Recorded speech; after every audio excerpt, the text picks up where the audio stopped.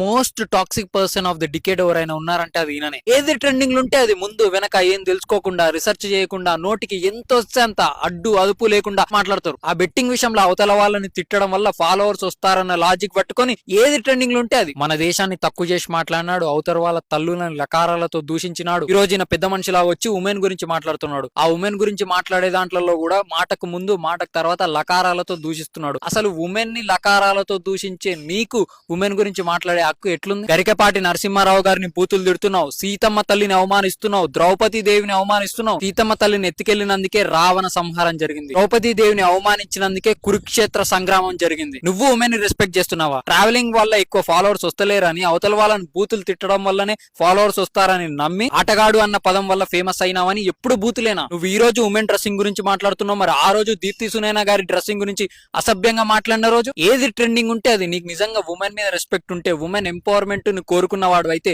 వేరే వాళ్ళ తల్లులని లకారాలతో దూషించే హక్కు నీకెక్కడిది? దేశాన్ని అవమానిస్తున్నావు, తెలుగు వాళ్ళని అవమానిస్తున్నావు. అసలు అమెరికా జపాన్ హిస్టరీ తెలుసుకోకుండా, బయలాటరల్ రిలేషన్స్ తెలుసుకోకుండా ఇండియాతో కంపేర్ చేసి రీగ్రేడ్ చేసావని ఒక రీల్ చేసా. వింటావనుకున్నా, వినలే. సెక్యూరిటీ, సావర్నిటీ, డెవలప్మెంట్ 3 వేరే విషయాలని తెలుసుకోకుండా పాకిస్తాన్ తో మనం పోటీ పడుతున్నామని బేసిక్ నాలెడ్జ్ లేకుండా చెప్తే విపులంగా విశదీకరించిన.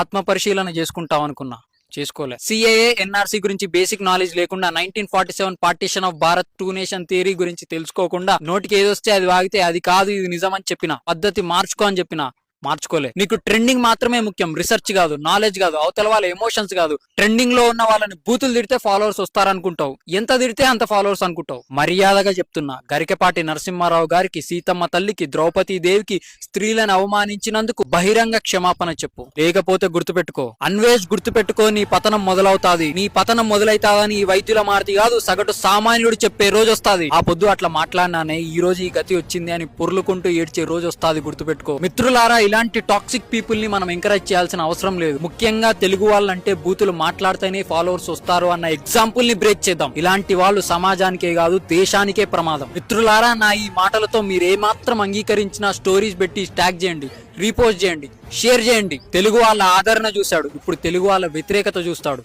చూపిద్దాం, ఒక సైన్యమై వ్యతిరేకిద్దాం. జై హింద్.